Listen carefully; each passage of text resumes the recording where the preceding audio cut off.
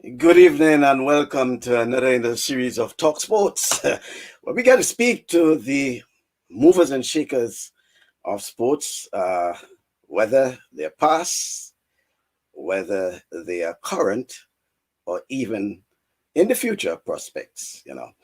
But this evening, we have no other than a legend, as he will, well, not he will say it, but others will probably say that in itself. He has blazed the tracks years gone by, known specifically as a sprinter and a jumper, long jumper. And in those days, he terrorizes, the likes of his counterparts from the GBSS, the Presentation Brothers College, McDonald College, all over. He was a terror on the track. No other than the great Eugene Licorish. Good evening to you, Eugene Licorish, formerly of the St. Andrews Anglican Secondary School, SAS, and on his debut, his first time doing a public interview since, he says, the mid-1990s. That's probably in excess of 30 years or more. Good evening to you, Eugene. Good afternoon, everyone. And most of all, good afternoon, straight to God, most of all, and to Mr. Michael and everyone out there who for bringing me on his program this afternoon to talk sports. well, when we talk sports, we talk track and field. We talk about Eugene Licorish. Eugene, let's go on and talk about how things have been going with you, Eugene, with the pandemic, how you have been keeping yourself and ensuring that you remain healthy and alive. Well, it's hectic, but you have to enjoy. You have to put yourself out there. And with reference, I've been healthy for during the pandemic, working, doing as much as I could to help. Praise to God and my family, who is basically okay.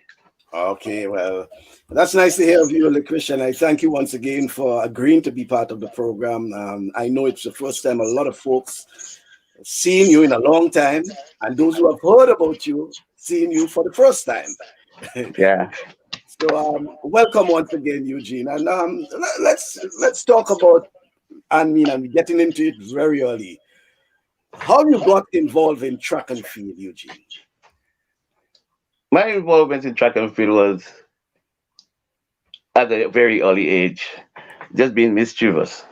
I went to the park one afternoon, and the guys were not unknowingly the guys were doing trials for the St. Andrews and like St. Andrews sports team. And while they were jumping, I just ran and I sneaked in a jump and ran home.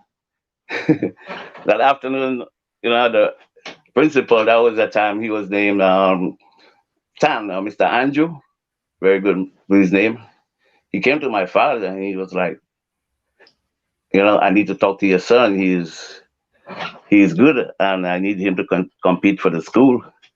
And that's how I basically started, not even knowing what I was doing.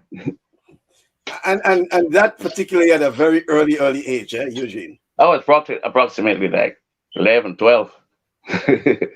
And what made it exciting is that those guys I had beat that day was actually the seniors, you know, and I was way ahead of them. At that time, had no interest in participating in sports. I just like doing everything. Mhm.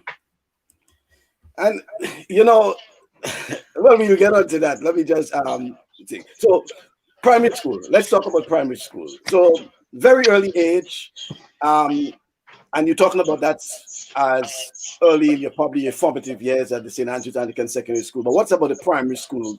Did anyone saw the Eugene Licorice as an athlete or some level of competitiveness from Eugene? No, at the private school level, I was catching serious beat down.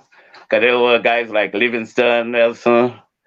There were it was Livingston. There was other guy like Leroy from Sea Moon. That other guys around at that time who were tearing it up. And there were when we came to there was the guy Blessdale. I think he died a few years ago in a motorcycle accident. He was there tearing it up. I was coming like third, sometime a little fourth. You know? All right. So you got into SAS. They saw some potential in Eugene Licorice. Tell me what it was like um, training as an athlete in those days, preparing for competition? Well, that situation is different because first I started up in St. Joseph Convent, Grenville, where I did my first intercall. At that time, we were at least about 8 of us at the school at guys at the time, and we decided to compete. So I was competing for Convent at that time. Tearing up, I won. I think I won the long jump. I became second in the 100. So the next year, we decided to combine our activities with combine myself with SAS and transfer over to become a formidable team so we could defeat the GBSS every year. So I'm getting the impression that you were inspired Yeah. to beat the GBSS at the time. So it's At that time, it was a matter of pride. Mhm. Country foolishness that we do up to today. And it was a matter of self-interest, self-pride, representation. Because remember the year before they had guys like Patrick Simmons, Orlando. He had other guys like Gaidan. Most of the guys I remember through their nickname. And those were guys who had dominated the track. I remember the guys like Orlando competing, Walter Simmons known, competing against guys like Evans Maitland, and looking at those two guys on the track, and you're young and you're looking at it like, okay, I gotta beat them one day. so so there was some level of inspiration for Eugene and others. But on a serious note though, but what it was apart from that inspiration to compete and to you know be among the winners in terms of your training and all of that, there was some. Training it was always exciting Uh, because it was an opportunity for me to get out of the house, get into the park, just run. Because running at that stage of my life, I was just like, it made me feel happy. I became stronger when I run. The more I run, the more I feel better. So it was on a Sunday morning, remembering days like guys like Bonner James Shaka, he's a police officer at the moment, with my good friend Godric Taylor. With morning time, we would leave and go up to, there was a part of the back of the airport named Simon, name was Big Bay, where the sun, when you step into the sun, you go down at least about 6 inches. That's just our routine every Sunday morning. And most of the time, just go run on the beach again. It was a matter the strength training at that time. It was, you look at the books, you look at television, and remember those days you had guys like Carl Lewis. I remember even growing up, even adapting his straight arm style of just trying to move. You just copy and you learn from everyone you see. mhm. All right. I was just looking at a comment there from Sekou who is saying that you a living legend and from a family of athletes, and I recall speaking to you once, and you made mention of your siblings, your sisters rather, who Well, also competed. it started with all of my sisters, from Claudia, Betty, and June. They all competed. Most of all, my first Claudia, I remember days when they competed for Convent in Grenville. And they would get up at 4:30, 5 o'clock in the morning and go to the park and run and come back, get ready for school. And I wasn't even moving. I was just looking at them and watching, and they were good. And my sister Betty, because at that time we just made was the CAC games. We went to Barbados, and at that time I was not so hot in the track. I was just winning. I only qualified, and she won the high jump, and it was like, wow, my sister won the high jump. I didn't get a medal. Yeah. So the sisters were competing. Eugene also was inspired. So let's go. There were so many things that inspired you because you spoke Well, about the likes of the Carl Lewis and others. You spoke about seeing the likes of the Maitland and others from the GBSS, the PBC, and other schools competing. And then you also had your sisters who sort of were also in sports and basically inspired you as well. Yeah, that's the idea, and because it was more of what you would refer to as fun. It was the like there were stiff competition between Livingston and I. Every event we competed in was determined either by my head or his chest or by an arm. So every event, even during the heat, every time we compete together, it was always exciting, and you gain friendship. For instance, we moved down the first year. I remember we came to Intercol, and I was really scared. And I look around and you see all the other guys, and you're getting ready to run, and GBSS, SAS. Like for instance, that first race, I remember it was like we started up in the 100, and I ran out, and I was like, "Oh, am I really going too fast?" So it was exciting at those times. So it was more of sprinting, running. The competition is great, and I love competition. Mhm. Yeah. I'm glad you mentioned, Intercall and competing, especially in the 100 meters. But at the same time, I understood, or not just understood, but that Eugene yourself was a jumper. And in fact, jumping took you to the Well, Olympics. Mm. that jump, where I was a police officer when I really got recognized as a jumper. We traveled through the islands competing in Police Week games. For instance, that year we went to Trinidad. It was a Police Week at the barracks. They have it. And then the police officer said, "Well, okay, guys, you're looking good. We have the invitation games at the stadium. You could get in there and compete." I was like, "Okay, it's competition. Let's go tonight." At that time, it was Trevor Modest, and I, Corporal Dixon. We were all competing, which I do, which is which was good at the time. So went to the stadium. First time we looking at the synthetic track at the time. That was my second time competing on a synthetic track. We were in the long jump. There was that guy, Wendell Williams from Trinidad. Remember him? He was a long jumper soldier at that time. And that competition where we were jumping, where I made my first, I usually win small jumps, 787 something, which was just winning.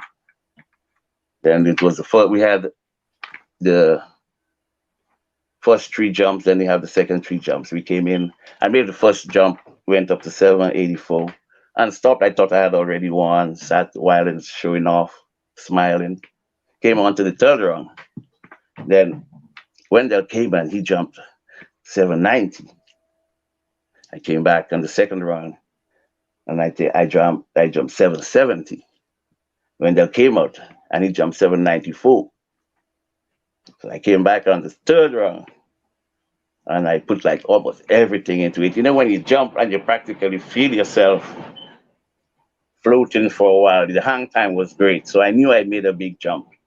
Came down, everyone from the stadium ran over, started to run over because it was like, wow, this is a big jump. Measured, it was 8 point something meters, one of the longest jumps seen in that around that hemisphere at the time. Came in, and that's where I really started to feel more interested in getting into track and train harder. Mhm. So track and field, as we says, but you move from the actual track where basically most people had recognized your traits, because obviously from the intercall exploits. And then at some point in time, you participated in a number of those regional meets and you were considered among the fastest in the OECS. But let's zoom in a little bit on the rivalry, especially at the intercall. I'm certain you will remember a particular name. The name is that of, let me see, if you can see on my screen there now. Could you remember this photo finish? it's a little blurry, but Right. It's not of the best quality because it was way back when. In fact, it was 1983 at the old. oh, that was that kid from GBSS, right? What's Well, his name? well, he's no longer. Kenneth That is Kenneth Alexander, the photo Kenneth finish, Alexander. where you beat him That, on the line in 1983 at the old Queen's Park. Intercol men's 100 meters. Back then, 1983. Intercol 1983. There is Eugene Licorish beating Kenneth Alexander of the GBSS at the tape. that race I had actually started that race, stopped and start again. Because that race, I remember that race. That race was started by one of the soldiers at the time, the peacekeeping soldiers at the time. He had started that race with a 45. I remember that race. So everyone was practically, when he fell, everyone was shocked. But the race started. I jumped out the gun. Same idea of been thinking I probably false start. Oh, he had fired twice, so I had stopped. Then everyone passed. So there was kind of like run, Eugene, and I just had to come back, and I actually nicked him on the tape and won the race. It was a very exciting race. So, and I think you can, well, as you're doing now, remembering those close encounters, as we call it, finishes, the rivalry among the guys. Oh, that rivalry, not to cut you, but that rivalry was great because they were the highlight of most of that events used to be the 4x1 or the 4x1 on the first day, set 4x4 on the second day, because back in those days, remember, we used to have 2 days, you know? Mm. One day where you come down and you would actually do all the events. Because back in those days, I did the 1, the 2, the 4, the long, the high, the 4x1, the 4x4. And in most of those events, you had to do heats.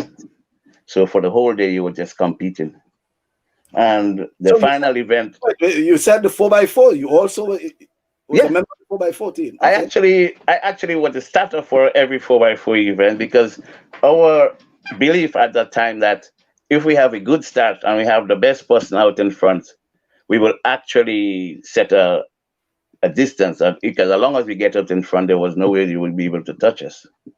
So no matter if our second leg was semi good, and then the good thing about it, but our second leg at that time was Carl Vinson. He also turned it on. So by the time we get down to Orville and we get down to Livingston, who is just going to clean it right up. So by the time we're finishing, we practically were about to lap somebody. Very interesting indeed.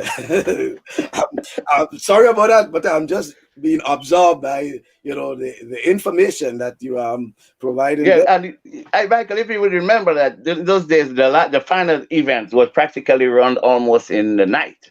So basically, what you would be seeing is just the heads of guys going up and down. If you're looking at. Yeah, and I guess all that was part of the fun, right? Well, it was part of the fun. It was part of, at least you get an opportunity as a kid to at least be out late. Mm-hmm. And you talk about the rivalry, and I understood for a period of time, yourself and others remained friends with even those who you competed against in school. Those are some of the best friendships. Those are some of the best friendships I have made. You remember you come down, you get to meet guys like Goatee, Conrad, Vida, Dandarat, Mr. Gibbs, the Mr. Clouden, who used to be the official starter back in those times. Then on the track, you meet the best friends you would have right from there. Ken, Zoosh, Ken Palmer, Zoosh. We had Daniel Dubisset.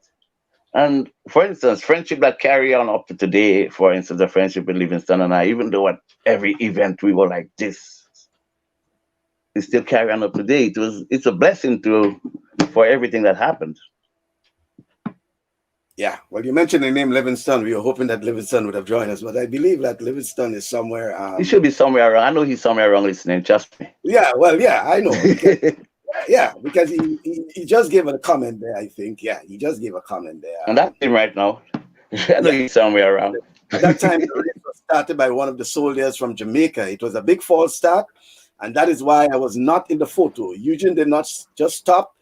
He left out last because it was a big false start. Okay, so it was a false start, and then they didn't recall the games. I mean, they didn't recall the start, so they asked you to No, they go, did not.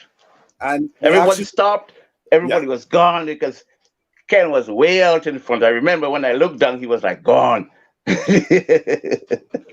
yeah. Well, it was, let's yeah, put it that was back the up for, finish, man. It let's put was, it back up for folks to see. And as Livingston is saying, he's not actually in the photo, so we can understand. And it appears, as you said, it was the meat of the, well, one of, because normally the last event would have been the and this would have been, June sunlight, even though it's not the best photo, but again so into that the race archive. at that time was approximately about 3:30 in the afternoon because at the morning we had finished all the heats. By the time we get up to the finals, we estimated 3, 4 o'clock, Mhm. get Yeah. onto the finals at the 100. Right. Yeah. It's a pity we cannot see the likes of the others, but in those days we have to appreciate what we can. Well, Um, let's just say they were far behind. I don't think Livingston would like to hear that. Yeah, but no, but it's very interesting because I have another one I need to put up. And if you can tell me who are the competitors here, left to right. I think it's sort of okay for now from left to right in that photo there. From left to right, from my left, looking at the screen, you will get the first Stephen Nelson. That's Stephen Nelson, and the second person it should be me. Then you will get Livingston, and then you'll probably get Orville Roberts. Okay.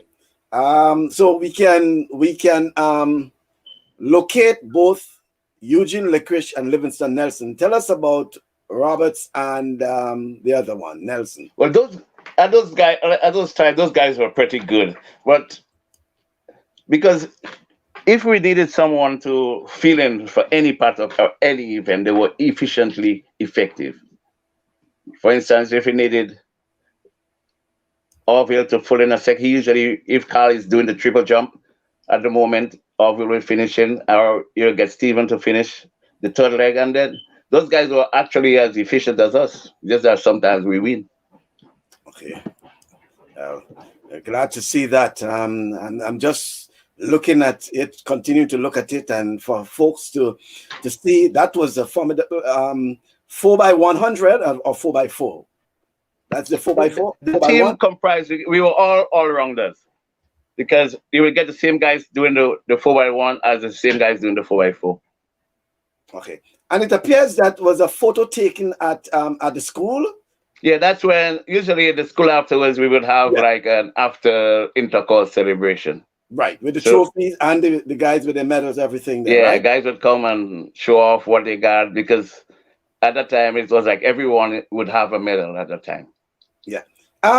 Just before we move off that picture, is something that guys may want to know about. We'll move off it soon, but why it is at that time these guys were so huge. I mean, look at the muscles, look at the, and it was something I think that used to be a talking point, I should say, Well, among it's the, you well, know as you say, country people, breadfruit, saltfish, banana, we good to go.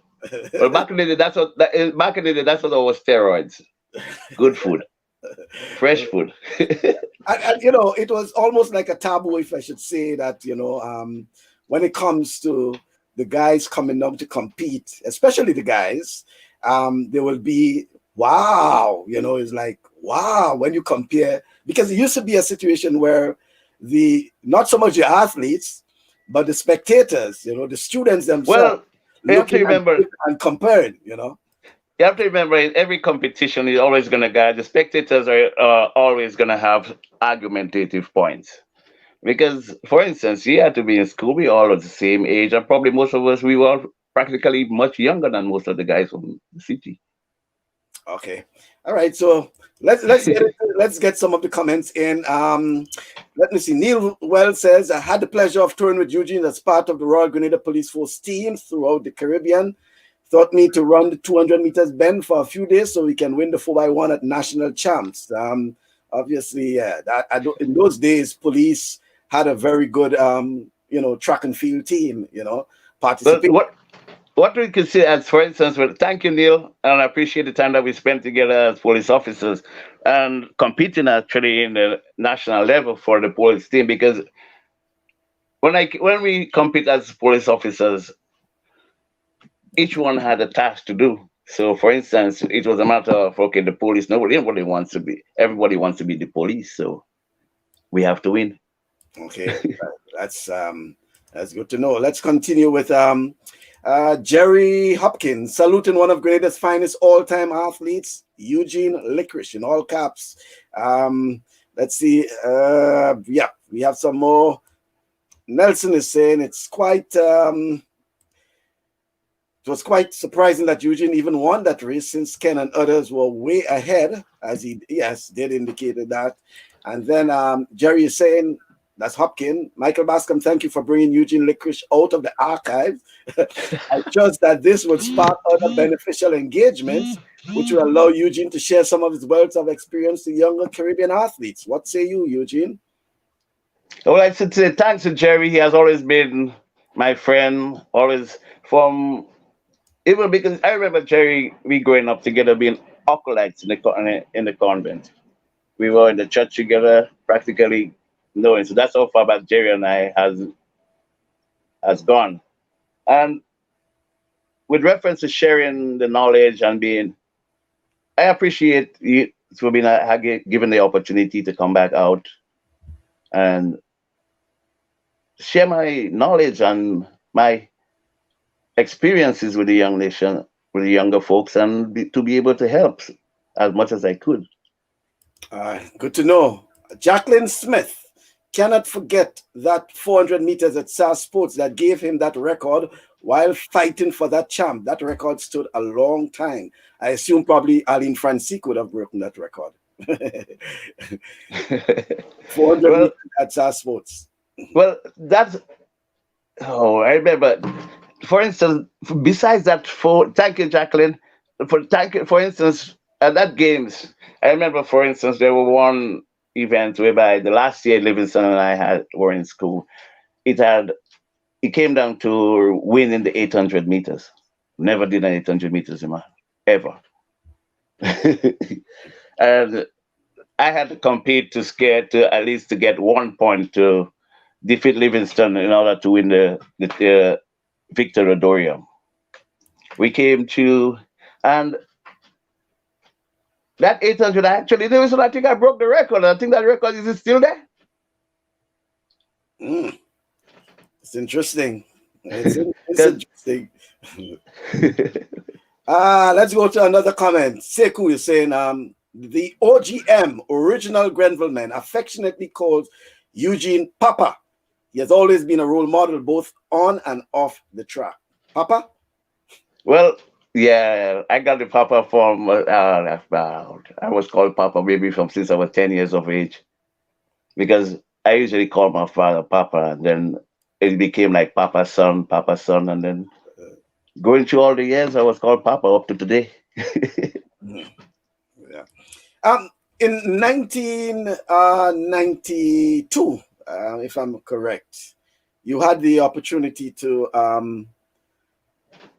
be the flag bearer to represent Grenada at the Summer Olympics in Barcelona. Let's talk about the experience. First of all, as a flag bearer, and then competing in the Olympics. Competing in the Olympics is always an honor. So let's talk about being the flag bearer and also competing at the Olympics, Barcelona. I would say thanks for being given the opportunity to for being the flag bearer for my country at the '92 Olympics in Barcelona. That experience has stayed with me up to this very moment. Walking out into the stadium with the flag in my hand and practically hearing the screams of everyone. It's like thousands of people screaming. and you're walking around representing with the flag, and you know the camera is on you. You're represented as a police officer at that time, and also in national pride came through. Experience is great, which when I look at the kids today from competing, and I usually see myself in their shoes, Mhm. competing at that in that games at that level. Because at that time I just came from jumping that 8 point meters in Trinidad, which at that time had qualified me for competing into the in the Olympic as a competitor. Jumping against likes of Carl Lewis, guys that you grew up with, actually imitating. It's it's an experience that stays with me up to today. Yeah, well, just to add to that, it was 8.09 meters actually. That was your best jump. Well, And actually, it was in May of 1989 in Port of Spain. It remained a Grenadian record, I think, for quite a while. Eh? well, well, practically, I think it's probably still there, but Well, that was the kicks about it because after you did that in Trinidad, you had to come back at that time to prove yourself because you can't just jump 8 meters once and never do it again for the rest of your life. You mm, know, so every opportunity I get, because I remember there were games in Barbados, also police games where I did 802. There were two games actually in where we had it was the national champs where I did at 8 meters. I think it was 8 meters flat, and that made me confident to the fact that that 8 meters was not really a fluke, but my steady competition. oh wow, that's good. Good to hear that. Well, let's just get a couple comments again. Well, actually, Jacqueline came back to say it was actually the 800 meters she was speaking about, and Yeah, then and Jackie. then Hazel Regis Buckles, you know her as Hazel and Regis. She actually said that you inspired me. So um, thanks so much to Eugene. I guess the people like the Hazel and Regis and the likes of the Kirani and the Aline and those who came after you Well, obviously saw something in you in terms about your seriousness, your dedication, your commitment. it's thanks, and that's also that because I remember the time we compete, and after the medal ceremony, I would just give away my medals and my trophy to the kids around because they will all be like, "Would they like it on this?"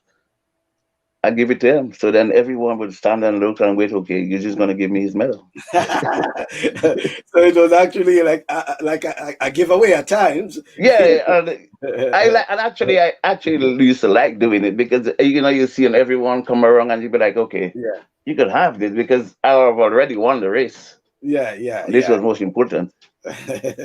Well, so let's get some more. Rupert Blatch is saying, good to see you, Eugene Licorish, aka Papa. Well, Hey, obviously. hey, Blashy. So it was Papa, as Blashy is saying, it was Papa, therefore. And Andy Noel, hey Eugene, blessing my brother. And Jacqueline Smith is saying something here now. Let them know the good years of basketball in the Market Square in Grenville. Star player as well, a well-rounded athlete, did his nation well. Eugene, let's talk about that. Basketball as well. Yeah, I played basketball. It's that time we had, when we had Patrick, Ulrich Schoon, those guys, and then you look at Tricks at that time. Tricks of them were much bigger at the time. They were bigger, and you competing against them. And at that time, the market we used to play, well, the guys used to be selling the coals, the black, the coal. So we were all black by the time the game is done. So, as Jacqueline is saying, well-rounded athlete. Well, the wrongness because it's enjoyable because when I go to I had two different. My grandmother lives close to the market, so when I go to the market, I would play basketball, and when I'm close to home, I go to the park and run. So it was the same guys that you'll be able to meet because you go to the market, and basketball competition in those days was very competitive. We had the likes of the guys from my area, the lane. Then we had the guys from the guy Subies. They had Schoon from Maki. And there were various teams, and we would compete against each other, which was nice. I Okay. never consider myself a basketball player. I just that's I played football too. For instance, I played football for school. You know, I was banned for not to don't touch the ball anymore. But that's another story. All right. Well, in terms of giving away the medals, he's sort of saying, I gave away my medals as well. It inspired other kids, and I assume. And you actually feel good doing it because you see the smile on their face and the appreciation for everything, you know. Mhm. Yeah. And what's about Eugene almost jumped out the pit in '93 at police games in Barbados? Let's talk about that. Seems to be some things that you see, Eugene, you haven't spoken since then, 1994. So I know it will take a while for you to warm up and get things out, but we still have some time within that. So let's talk a bit about. I know you're one of a number of people I've spoken to who seems to be still conservative about their willingness to speak and to express and even at times to, self-praise, But here's the opportunity because I think it inspires others and there for some others it refreshes their memories, So let's talk about the police games. I didn't hear it too clearly. Could you repeat a little for me, my friend? No, he was basically speaking about the when in 1993 the police games in Barbados, and I think when he spoke about jumping on the pit, and I'm saying these are things that you haven't spoken about in a while. I remember growing, we started up from doing the high jump in the park, and we had the sun as the cushion. And I remember the first time I jumped on the pit was in the park home in Grenville because they had the boat and Claudius George, who was at the time the groundskeeper, he was like, "Okay, dude, I will have to bring the boat back because you keep jumping out the pit." So I tried to make it an effort every time I jumped to get out to see if I could jump on the pit. And even though I was injuring myself at the time, which was exciting. Um, Eugene, do you still have your bronze medal from the Carifta Games in 1983? No, Or, I or gave is it? away everything. I was just about if it's one of the medals. One of the medals you Actually, gave. I left when I left most of my stuff home, and I gave I gave away more because the trophies I usually won from the regional competition and going. What I would do at sometimes during the year, I would gather and give every school in the area. I'd give Granville Sec 3, give Convent 3, give SAS 3, or whatever I have to at least to help. Okay. So it So was. unfortunately, I don't have too much of the memorabilia. I just have the name. Okay. Well, and if I can just let folks know that it was in the 1983 Carifta Games in where it was. I think it would have been in Martinique. Was it Martinique? But you are among the medalists for Grenada. In the long jump, you won the bronze medal, and it was in the under 20 boys under 20. Because yeah, in the boys under 20, that same year, I think it's when Jacinta won the gold in the female for the girls in Oh, the she was. yeah. I remember as you say during the intercall day with my friend Jacinta. They used to call like I remember the girls, everybody was singing the bomber coming down. When she used to be coming down, the girls, everybody was singing the bomber coming down. Those were the days because it was Convent and St. George's that was the champions for the girls dominating. As reference, yeah, I remember the girls from St. David's who were pretty good at the same time too. Oh, okay, right. Well, that's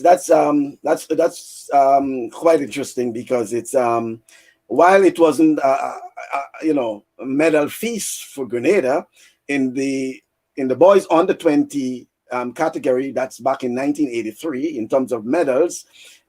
Yes, you won Grenada's only medal in the under 20 category, the boys under 20 categories. That is in the long jump, 7.15 meters. Joey Wells of the Bahamas won the gold. Lyndon Sands, also of the Bahamas, the silver. And then in the female, the under 20, the only medalist for Grenada was Jacinta Bartholomew in the girls under 20 category, 5.88 meters, and she won that gold medal. In the boys under 17, we have not heard about Kenwyn Williams for quite a while. He won actually. Oh, Mr. Beasy. Right, the javelin of that time it was what 45 something. You're throwing 45 and 46, and you could win the goal easily. You can't do that now. But 45.30 meters, and that is the 700 grams. Okay, and he won the gold medal for Grenada in the under 17, and then in the under 17 girls, Charmaine Hood. She actually, in the 1500 meters, she picked up a bronze medal for Grenada. So 1983, coming on. Well, those were the years. Those were the years when actually Grenada started to be the forefront of track and field among the Caribbean islands. For instance, we were qualifying, we were just getting there, but in the 80s, when we and I don't think we ever looked back after that. Oh, okay. For instance, I remember guys. I remember guys like at that time, company we had guys like Dylan Felix, Leon Dicoto. Oh my God, I spoke to him the other day. Gabriel Simeon. Yeah, those are guys that you remember who also went to the Olympics. Yeah, Gabriel Simeon was one who went to the Olympics with you. There is, let me see another comment. Jerry Hopkins, he was a well-rounded athlete who was very disciplined. Physical fitness and training meant a whole lot to Eugene as an athlete, and I was quite often a spectator at some of his training sessions. But here is a very interesting one I want you to comment on after. You may laugh while I'm reading. Hey, Bascom, I would like you to remind Eugene of the famous cross-country competition between Eugene and I. I was ahead in that race coming to Grenville when all of a sudden we met a group of convent girls, and that was St. Joseph Convent, St. Andrews. Once in Grenville, Eugene passed me with flying colors once he saw those convent students. That's interesting, huh?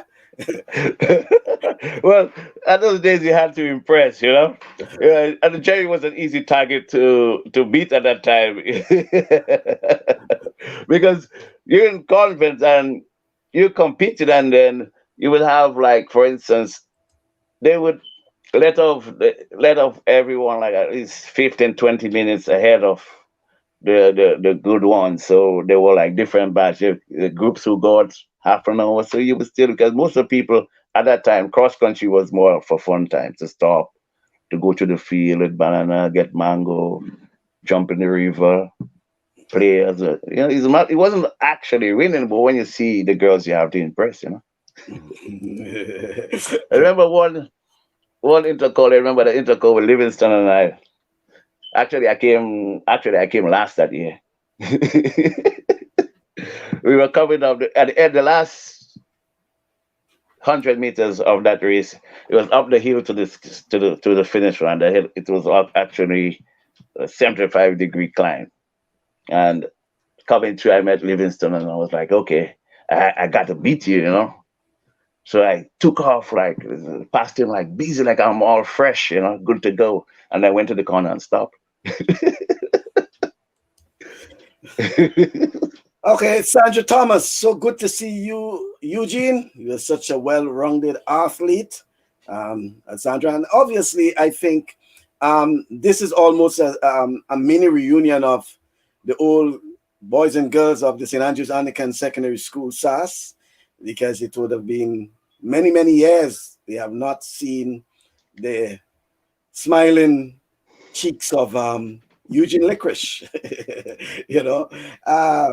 and someone told me when I said that I'll have Eugene, they asked me when you spoke to him, is Eugene still the one who always smiling, keep smiling, laughing, Said, yes, that's same Eugene. What it is of that Eugene? I remember the first person that used to call me, I remember same tricks, Patrick Simmons. I remember he used to call me Cracker Joke growing up, because I was always fine. If I'm serious and tense, I cannot perform. It always have to be. I always have to be jovial, easy, just taking it the moment with joy and happiness at the moment. Mhm. Right. So smiling is just this is basically the way I feel inside. Try not to be angry, but to make people, everyone around me feels the same way I feel inside. Mhm.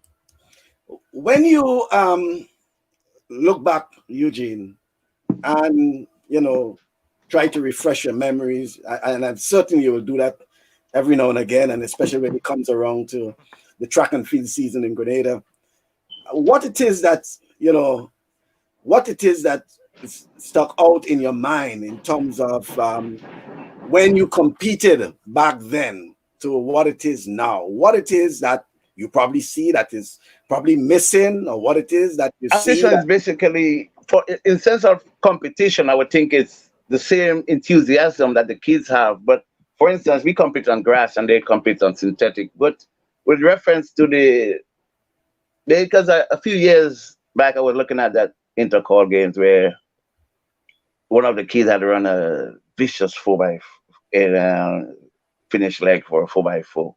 I think he's the son of one of my friends, Reggie Charles. He's one of the kids in school. I think he has goes to one of the colleges up here.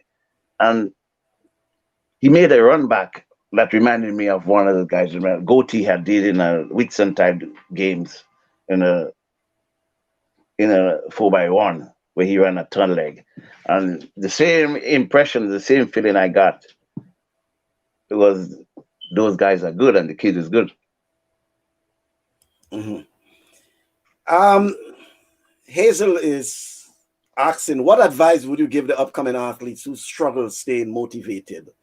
What it is that probably kept you motivated that you can advise them on? You have to love the sport. You cannot take it too serious. Like if I'm not achieving at that moment, you give up. There's nothing like giving up. Giving up is just a word. You have to love it and keep pursuing it day by day. And like you usually say, what your day will come. Mhm, Train hard and stay the course. mhm.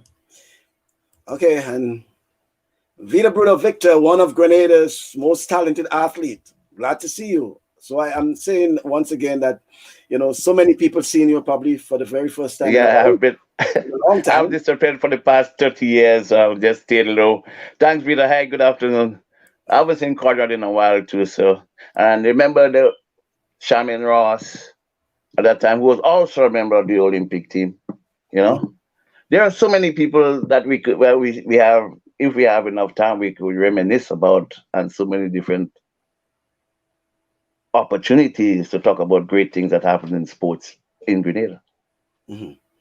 Yeah, well, as you see, the comments are flowing in terms of glad to see you, glad to see you, glad to know that you are wrong. But what it is that what caused the disconnection from competition for Eugene The, Licorish? when you have achieved like you're competing and you compete, you did the character, you did the policing, and over the years you keep repeating the same process over and over. There comes a time that you needed a change. And there were times where in my life where it was a good opportunity to drop out because, for instance, I was not going to make a money by being a track athlete at that time. Mhm, And it comes whereby the opportunity that you have to support your family and to develop yourself. So there was a time to step away. okay. But any sort of regrets that you probably yet? Yes. Well, the only regret I have is that I had not contributed anything for the past few years to when I say contribute physically to the development of sport in Grenada and to the other most of the other athletes, which I would hope that from now on I would try to make an effort to be more involved. But no regrets. Change of life, change of time. At times you have to make decisions on time, but there's no regrets. Mhm. But would you say that there has been I mean, and as someone, you admitted that you have been in the background for a while, but would you say that you would have seen marked improvement from since back then? Oh, there are tremendous improvements in the kids. Mhm. Tremendous improvement, even towards the way they approach the games. I look at the beginning for the past 6, 7 years. You see the clothing has changed, the professional approach towards the game by the athletes. Then they had, they've been coached by guys who had gained experience over the years. For instance, Leon Decoto, he helps the kids from the west side.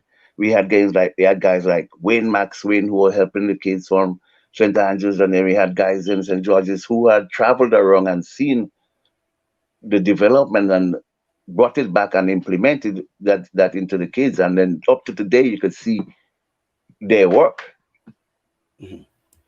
And in conversation with you, and then even prior to that, in with others, the name Goatee Robinson came up a couple of times, and somehow Goatee had this, even Oh, though even though he was quote unquote the PBC boy, even though he coached the guys from the GBSS, he also had some good, level of good. relationship with the guys from SAS as well. Goatee and Vida, they used to have a program where they used to come up every Saturday morning and help coaching. Well, as we were speaking the other day, then I get to realize it was a more of a personal effort from those two that came on their own time and devoted. But Goatee was also even involved in the basketball, just the complete organizing of the different groups. Because, for instance, Goatee will come, you will teach you, we will learn in the morning basic stats. You see how it is. Those guys share their experience. Even though there was a rivalry at that time. Well, at that time, it wasn't. We weren't even thinking rivalry. We were thinking an opportunity to learn. That's the level of maturity. That was. it wasn't. It wasn't rivalry. Rivalry. Those guys had the talent, and those guys had the know-how. So you Mhm, don't. So it was to learn, mhm. I wish it was something that could be the and same as and it is that's what now. Mhm. that's why basically the friendship. Even as you grow old, you get to understand and learn and to respect and understand the effort that people even before I had. For instance, you had Dan Darat. Remember, if you can remember him walking around, he used to be more involved in football, but he used to do a lot of coaching. You had Sergeant Gibbs at that time, who was a police officer. When I went in to the police, he was like, you gotta go run for me. And those are guys also instrumental in my development. Mhm. Yeah. The late Dandarat, and there's Dan also, Darat, remember those? yeah, he also Okay, I remember one thing he had told me, like, I used to hate to, when I'm running, I used to hate to, like if fall started and go back and run. So one day we ran a hundred, so qualifying, and he was like, we didn't get the time, we made a mistake, and you would have to run it over. And I got kind of like angry, and he was like, young man, you have to learn to repeat, just relax and just do it. And those are the advice that you get from guys that even though you're left track, you still learn from it. yeah. Yeah. Well, I think the PBC guys would have recalled the late Dandarat Ward. Gordon Ward is his correct God name. was, yeah. Yeah, Well, Gordon most Ward. of the guys I will remember them by the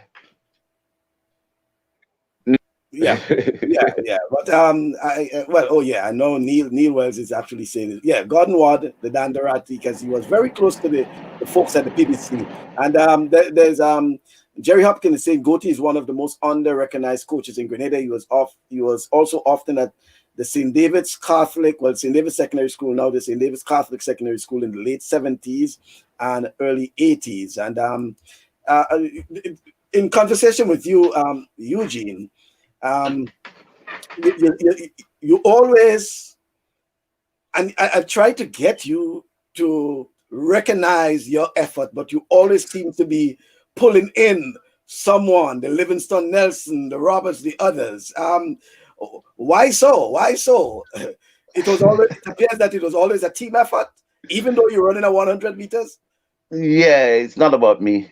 It was never about me per se. For me, it was enjoyment, but it was a matter of representing my school, and at the time, it was representing us as country people, because Mhm. that was our pride to come down to show that at least we are strong and we are powerful and dominant. Okay.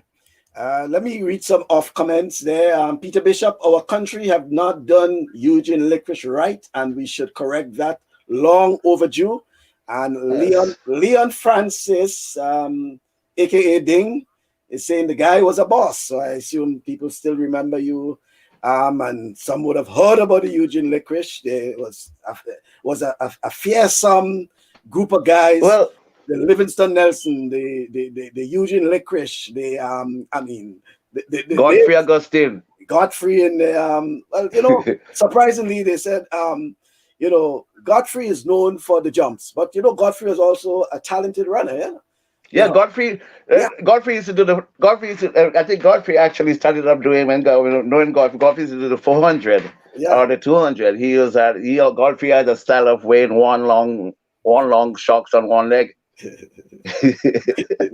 yeah. And something that we spoke about earlier for those who just joining us, the guys were somehow they were the biggest set of guys on the field at the time. Well, at that time, I was smaller than Godfrey, so it's not a matter of healthy people. As I said, Mm, good food, bread, food, banana, fig. All right, and for those who just join us, and I am, forgive me for keep putting this up because it's not of the best, but I still have to keep putting this up. You know, and surprisingly, um, it brought back a lot of memories for people at the old Queen's Park. Oh yeah. Yeah, the old Queen's Park. I'm seeing the broadcast booth in the top left Well, hand corner.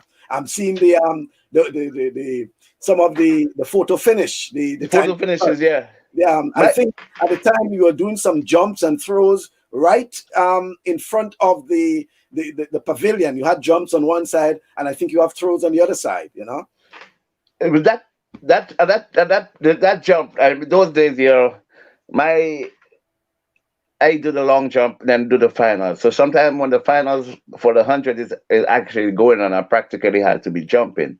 So what I will do, I'll take one jump, go to the 100 heat or finals, and come back and finish jumping. You were actually like a machine. You were practically going all day. And not to cut the fact that it's to the part of the stadium.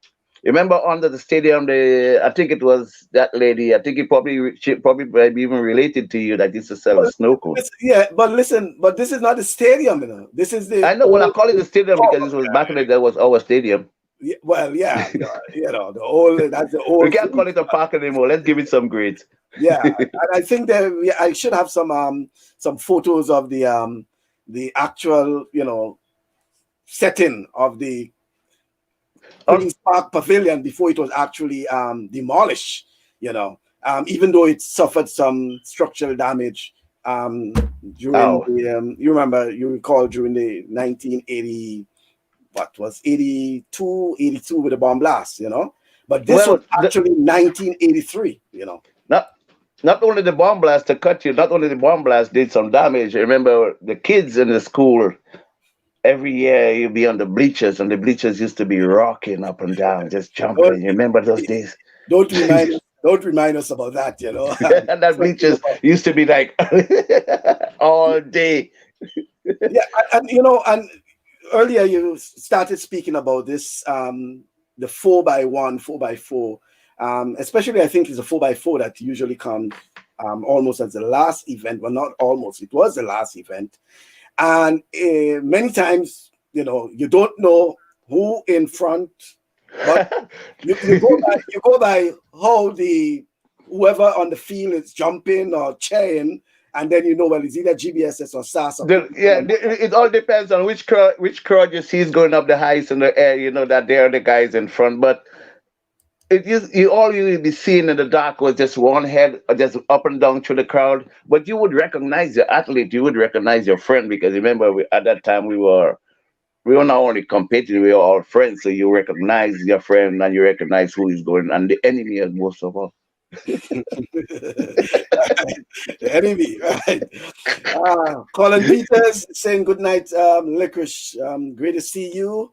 Um, Hazel is coming back. We need an athletic reunion with past and present athletes. We could learn so much. What say you about that, Licorice? Where the past and present athletes can come together and Well, there will discuss, talk. there will be a time for that in due time, you know. We'll all be I'll be that would be a very nice idea to come together and reminisce like to now and I hope that I may be invited again to come and come on with a few guys because it would be nice if I would have had other guys like guys from the St. George's region, and then we just do it as a group situation whereby we discuss that idea, the competition, the bickering, the love that we share for each other. And one thing you have learned that life continues because after today, most of my best friends are the people that I associate with. Most of the guys I know from them. Mhm. Yeah, that's great.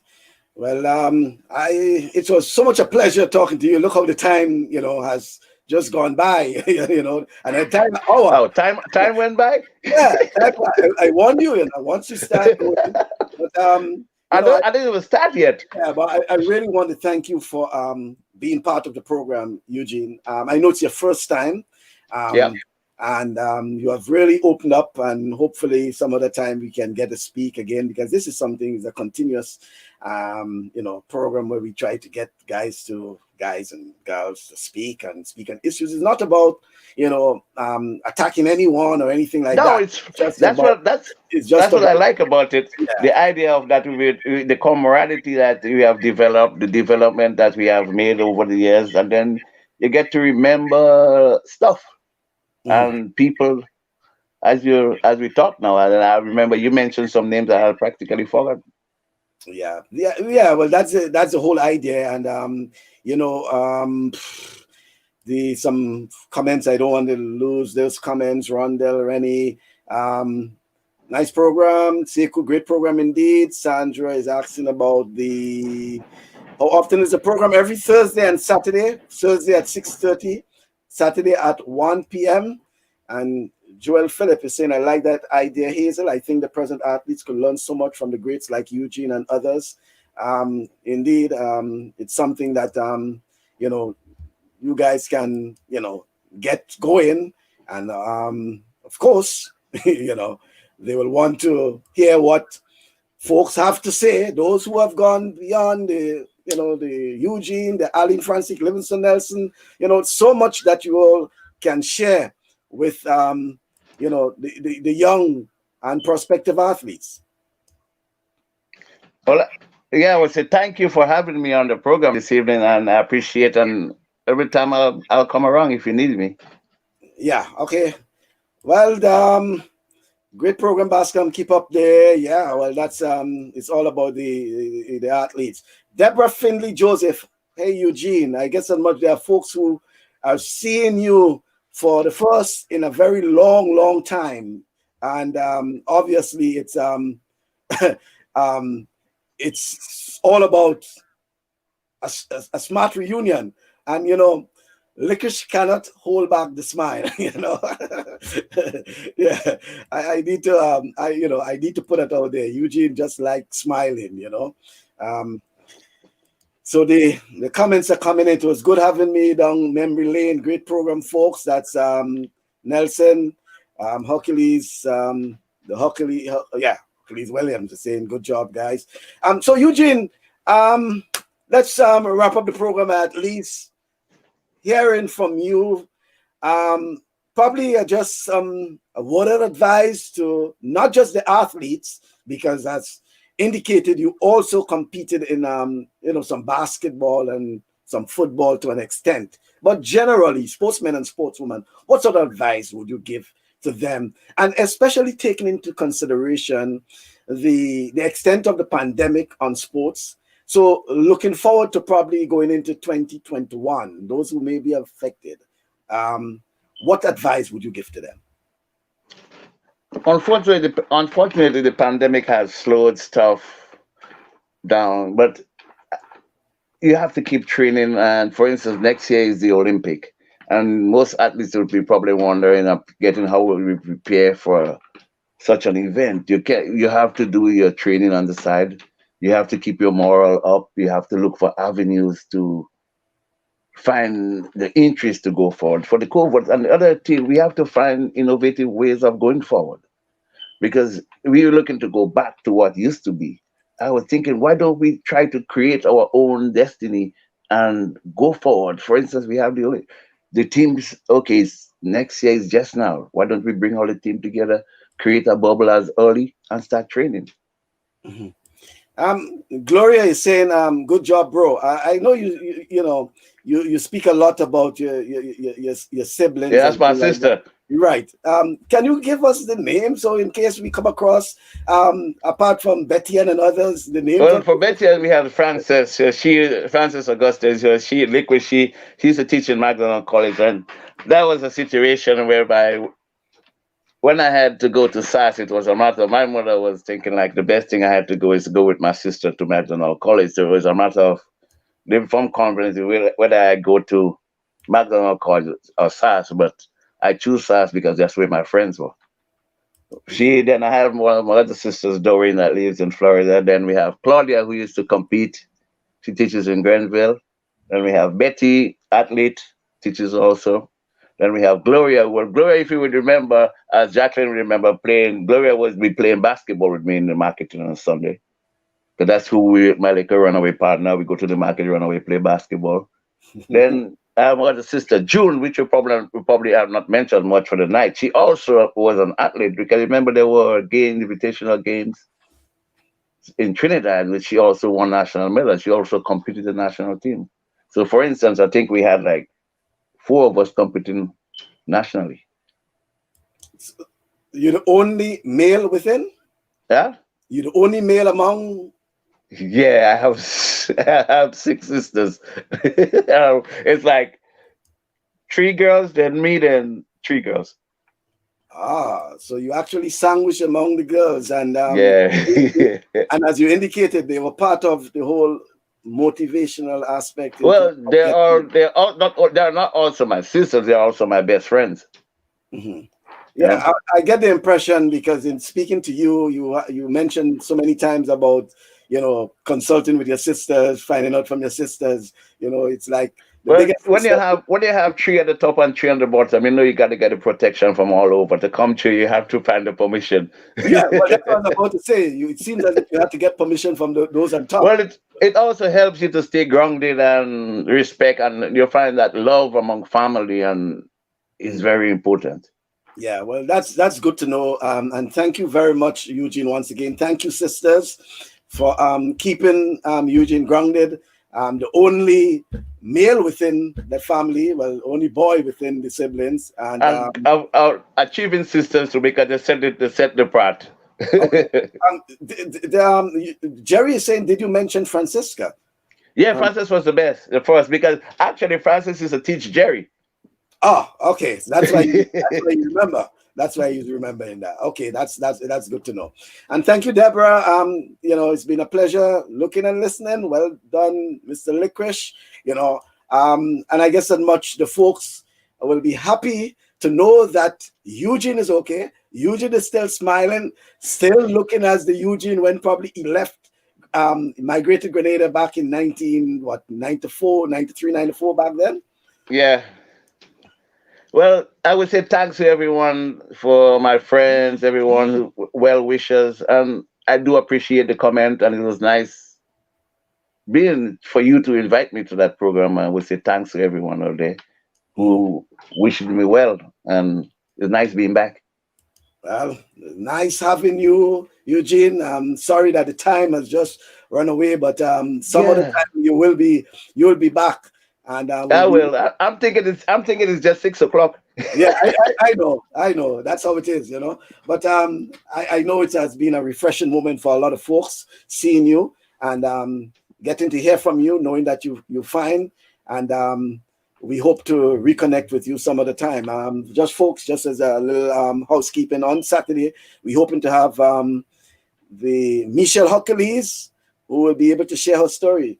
You know, Oh, I would say hi to her too. She was a terror in the days too. You know what I mean? we getting to know, a lot of folks who we are seeing that Oh, not have not sorry, not known to go. about. Sorry, before I have to mention Donald Pierre. Tell me about Donald Pierre. As you remember, for the last time, the guys used to call him the bull of the horse. I remember that guy running a 400 in Whitsun Tide. Not only that, too, Morris Bull Williams, the guys doing the long distance. And those were inspirational guys back in the day because you were going and you were sure that, okay, let me see how many people Bull will lap today. Or you would see, you look for Pierre running a back stretch in a 400. Those were the good days. Okay. All right. Well, the good days too was also you competing, and the sort of competitiveness and excitement that you and others, the Livingston Nelson and others, brought to track and field in Grenada. It was a whole set of, and as you keep saying, it's not just you, Eugene Licorish, but it was all a team effort. And even though you won the 100 meters, you also felt inspired by the other SAS athletes who were also competing, and it was also a victory for them. Thank you very much once again, and we hope to link up some other time. Thank you for all the memories. As folks will see, if they go back to the program, they'll be able to see some of the photos with that photo finish in 1983, and also that 100 meters team. Yeah.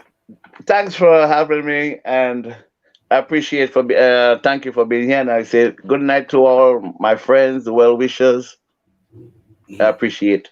Yeah. Okay. Once again, there's appreciation from Eugene Licorish, former Olympian, represented Grenada in the 1992 Barcelona Olympics. He also represented Grenada at the 1983 Curved Games, where he won a bronze medal in the long jump. He participated in the long jump actually at the Olympics in Barcelona, and represented Grenada in numerous regional and international competitions, especially as a in law enforcement games. I think he used to have it various Trinidad, Barbados, and he represented Grenada along with the likes of Trevor Modeste and Neil Wells and others.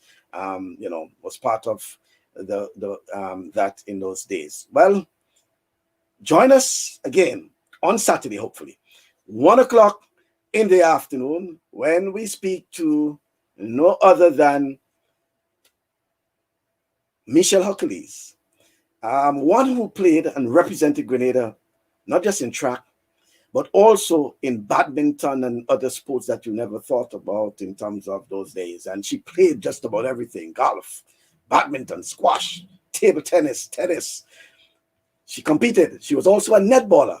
I mean, there's so much that we can glean from those who blaze the tracks. And when I say tracks, I'm talking about whether it's on the track or on the field, years gone by. And this program is hoping to just bring to the fore these folks who would have competed then, and hopefully to inspire others.